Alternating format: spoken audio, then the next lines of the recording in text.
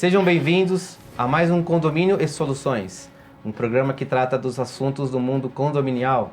Inscreva-se no nosso canal, ative o sininho para receber as novidades. E hoje, quem começa o nosso programa é o nosso querido Walter. É isso aí, Gustavo. Nosso tema de hoje é alteração de fachada. Eu sou síndico de um condomínio em Santos, implantação em fevereiro, onde 2 unidades já fizeram isso, tiraram a porta da sacada, até aí sem problema algum, e fizeram o nivelamento. Há controvérsias? Até aí a gente, vamos dizer assim, que é tolerável, Tá. né? A retirada da porta e o nivelamento da sacada junto com a sala. Porém, essas unidades, elas abriram a parte da parede, ou seja, aumentaram o vão, não só como a sacada pega a área de serviço e sala, não só da sala como da área de serviço, né? Então, tira a porta, abre o vão e a pior parte ainda, porque tem o revestimento da fachada. Eles retiraram aquele revestimento que existe dentro da sacada e puseram o revestimento deles. Um deixou só na parede e o outro botou um revestimento de outra cor. Um apartamento no 4º andar, onde você, da rua, já visualiza aquela parede, o condomínio é branco e azul, você olha aquela parede marrom, né, você já vê de fora. E o outro, apesar de ser um andar mais alto, quando você olha da rua, tanto que eu comecei sabendo disso, eu não tinha ainda feito a fiscalização da obra, mas fiquei sabendo disso porque um morador passou na rua, olhou para o alto, para as janelas do prédio, e aquilo chamou a atenção dele, aquele vãozão aberto. Foi quando a gente foi fazer a fiscalização. As 2 unidades foram notificadas, a primeira foi multada, a segunda está para ser multada agora e a primeira já pagou a multa. Ou seja, a pessoa foi notificada para voltar à condição normal, no prazo de 15 dias, não voltou, foi multada e pagou a multa. Ou seja, ela acha que ela tem razão. Eu fiz essa semana uma reunião com a advogada, como nós estamos perto do recesso judiciário, a orientação que eu recebi é para levar isso na Assembleia para discussão. Por quê? Porque no entendimento da doutora, muito provavelmente o juiz vai perguntar o que a Assembleia acha, o que a Assembleia fala do assunto, né? Me traz uma ata da discussão disso na Assembleia. Então a gente está levando isso para a próxima Assembleia para poder discutir o assunto. Eu volto depois falando, a gente vai discutir aqui sobre o reflexo disso em Santos, né, na Prefeitura. Vocês têm outra situação aqui com a Prefeitura de São Paulo? Até colocar um item a mais, isso aí é Código Civil, alteração de fachada, né? Então, eu tenho minhas dúvidas lá que mesmo uma deliberação em assembleia possa mudar isso. Então, é uma questão bem complicada. É complicado, Nívia, só, desculpa te cortar aqui. Tem muitas jurisprudências, principalmente aqui em São Paulo, já favoráveis à questão de quando você faz o envidraçamento da varanda, existe o avanço da fachada. E o aumento do imposto. Se a gente levar o Código Civil ao pé da letra, nem a iluminação da varanda eu posso trocar. Ponto. Nem o piso, né? Não posso trocar piso, não posso fazer absolutamente nada na varanda. Até porque a varanda é área não computável, que as construtoras estão usando muito hoje, fazer varandões.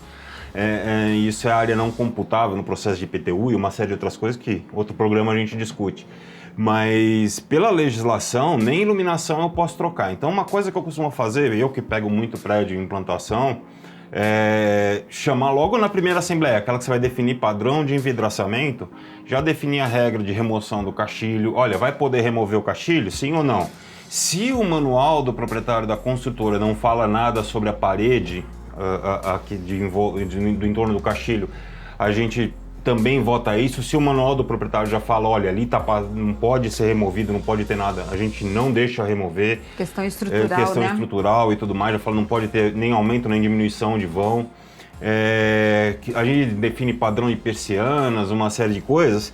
E tem uma coisa que eu costumo usar nessa questão de revestimento, que eu falo para as pessoas, é o seguinte, que a nossa lei, o nosso Código Civil, ele é muito arcaico e muito ruim em alguns aspectos. Porque, por exemplo, você não pode colocar um revestimento diferente na tua varanda.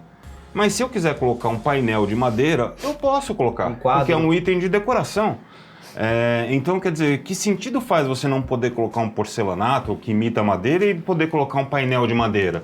Isso é uma coisa que eu até brinco com eles, eu falo assim, olha, tudo aquilo que você colocar com uma chave de fenda, que eu puder tirar com uma chave de fenda, Móvel. desde que a chave de fenda não seja utilizada como uma talhadeira, né, que o pessoal pega, fazendo esse tipo de coisa, pode ser colocado na varanda. Só que você, invariavelmente, a partir do momento que envidraçou, colocou a persiana, você vai ter alguma coisa nesse sentido. Então, a assembleia ela é sempre o melhor caminho para definir. E os juízes, independente da questão do Código Civil, eles vão acabar seguindo aquilo que a Assembleia quer. Isso é fato. E em relação a essa questão que o Mauro falou, né, de quando você envidraça, né, existe jurisprudência entendendo que ali muda a fachada, porém tem algumas, principalmente em São Paulo, tem algumas em relação à retirada daquela porta, né, da varanda, porque o Corpo de Bombeiro tem uma norma do Corpo de Bombeiro que fala, dependendo do tamanho da sua varanda, se tem churrasqueira, tem que manter ventilação permanente. Você tem que manter aquela porta, você não pode tirar, porque em caso de incêndio ali, né, não se propaga para dentro da unidade. Então, é isso que precisa ficar atento. Não só a convenção, né, o regulamento do condomínio, mas as normas do Corpo de Bombeiro. Porque eu tenho um prédio no Embu das Artes que aquela porta não pode ser retirada, não por fachada, mas sim por instrução normativa do bombeiro, por conta de ter uma churrasqueira na sacada. Pegando o gancho aí, você falando do bombeiro, é comum também as portas de entrada, né? A pessoa querer inverter, né? Eu vou colocar uma mobília aqui na sala e vou inverter a porta de entrada para o lado de fora, né? Meu hall exclusivo. Também não pode, o Corpo de Bombeiro não permite que essa porta seja invertida, mas como está ali privativa, a pessoa... Muitas vezes o síndico nem sabe, né? A gente tem que prestar atenção em tudo. Então a porta tem que abrir por dentro também por essa questão. E você falando do revestimento, né? Você falou implantação, mas e os prédios antigos, que muitas vezes não existe mais aquele revestimento? Né? Acontece muito de você ir comprar o revestimento e não ter mais aquele revestimento igual. Como que você faz? Como que você não vai alterar uma fachada, sendo que não existe mais aquela peça? Com o tempo tem o desgaste, a quebra e tudo mais, uma reforma que o condomínio precisa. Como é que fica essa situação também, né? É complicado. Eu falo assim, nada contra os arquitetos, tá? Mas normalmente, eu até comento muito com moradores, eu também quando não era síndico, quando não atuava no meio, eu também não lia a convenção, eu também não lia o regulamento interno. Lógico que a gente não tinha tanta orientação. Hoje nós temos orientações, né? O YouTube está aí, nosso canal aí na Conde TV, com várias orientações para quem quiser saber. A gente compartilha os nossos programas, não só os nossos, né? Eu tenho o costume de compartilhar os programas dos nossos amigos e programas que eu acho interessantes também nos grupos de moradores, para que as pessoas tenham informações. Mas eu falo assim, o arquiteto tem obrigação, porque ele conhece da lei, conhece da regra, de orientar o morador, o condômino, né? Quem vai fazer aquela obra. Eu falo muito até do fechamento da sacada. Muita gente às vezes chega nos condomínios onde eu sou síndico, chega lá a empresa para fazer envidraçamento de sacada. Cadê a RT? Não tem. Então sinto muito, mas você não vai subir. E aí a pessoa fica meio assim, aí o condomínio me liga, eu falei assim, você talvez não saiba, mas a empresa que você vai contratar, ela tem a obrigação de te informar que para fazer um envidraçamento de sacada, você precisa de uma RT. Você precisa apresentar isso. Existe uma sobrecarga ali naquela varanda, sim, tudo, uma questão, aí, né? na parte da alteração da fachada, é a mesma coisa. Porém, o arquiteto quer vender um projeto para a pessoa de que aquilo vai ficar lindo e maravilhoso. Vai ficar. Porém, tem a sua regra, tem a sua deliberação em assembleia. Eu peguei uma implantação em 2020, onde o primeiro que foi fazer isso já chegou comigo, conversou, Walter, eu queria fazer isso. Vamos fazer o seguinte, vamos para a assembleia. Nós fomos para a assembleia, 99% do condomínio fez isso, porque é um condomínio de alto padrão que as pessoas iam fazer. Porém, eles têm também uma vantagem. Eles quebraram a parede, tiraram o caixilho. Porém, eles têm uma vantagem. Quando a varanda deles é grande, ela é larga. Então, quando você olha da rua, você não vê essa alteração. Esse condomínio que eu falei das duas alterações é um condomínio menor, é um condomínio de varanda curta. Então, quando você olha, você enxerga todo o condomínio de fora. Então, quando você enxerga, porque tu já pensou, se todo mundo, um faz, um não faz, um pinta de branco, um pinta de preto, um pinta de vermelho, vai virar um pombal o condomínio. E nós, como síndicos, temos que ter essa responsabilidade de cuidar do patrimônio. Senão fica aquele negócio. Quem não concorda vai falar assim, o síndico permitiu, então eu fiz a minha responsabilidade. Notifica, não tem deliberação na Assembleia, notifica, multa, e aí vamos para a Assembleia agora discutir E lembrando que não é uma corrida de quem fez primeiro, né? Porque às vezes o pessoal vai e fecha antes de normatizar. Mas eu já fiz. Então não é uma corrida de quem faz primeiro, não é porque você fez que passou a valer. Você tem que aguardar a deliberação do padrão. E outra coisa que a gente não pode esquecer também são os apartamentos, os condomínios com cobertura.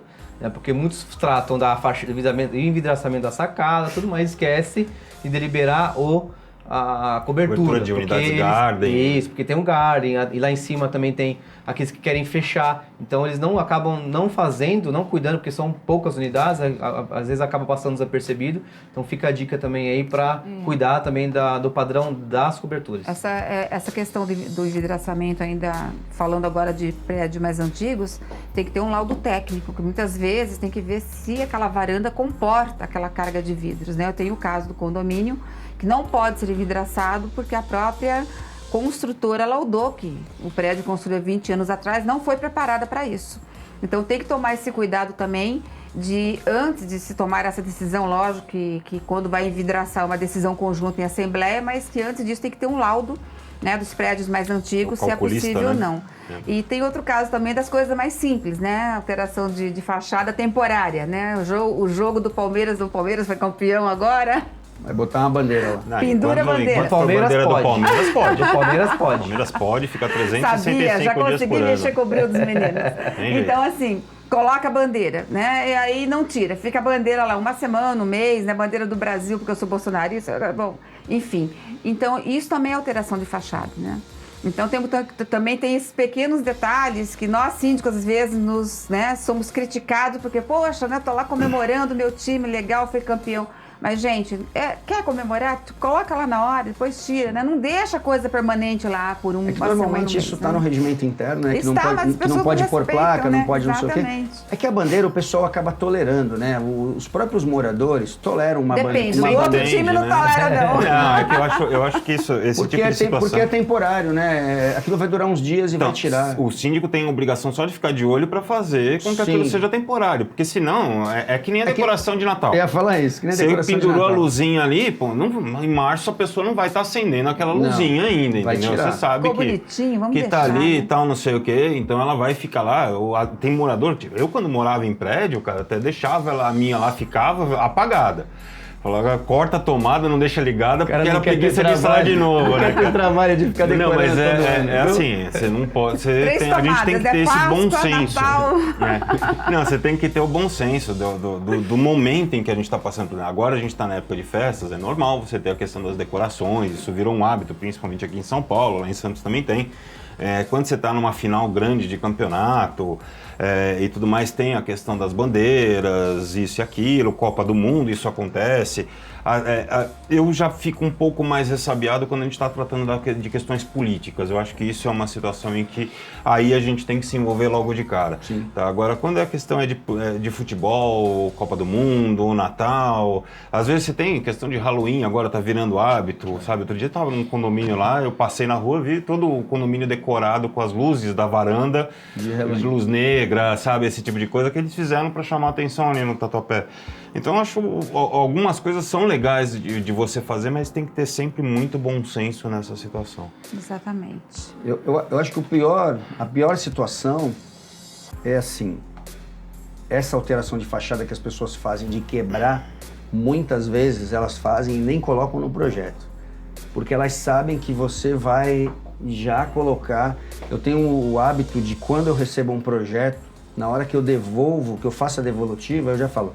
Estou aprovando o documento, recebi o documento, está tudo em ordem, recebi o documento aqui, porém, o fato de estar no projeto, o fato de estar no memorial descritivo, não dá o direito a se fazer qualquer coisa contrária à legislação condominial. Você tem que seguir a legislação. Seguiu a legislação, ok. Não seguiu a legislação, nós vamos seguir os trâmites normais da legislação. E aí... O Mauro falou da Assembleia, quem vai decidir entre aspas, o que vai e o que não vai, é a Assembleia. Porém, a gente sempre fala, a Assembleia é soberana desde que ela não seja contrária à lei. Exatamente. Se mesmo a Assembleia permitir um morador se sentir prejudicado e acionar judicialmente, pode ser que a justiça mande a pessoa Existe voltar. a chance, sim. Voltar. É que normalmente o morador acaba não fazendo isso porque tem um custo, né? Ele acaba tendo... Mas às vezes é um advogado, a pessoa própria, o próprio condomínio já é um advogado que ele entra lá no computador, digita lá uma petição, entra com uma ação judicial, ele não vai ter custo praticamente nenhum.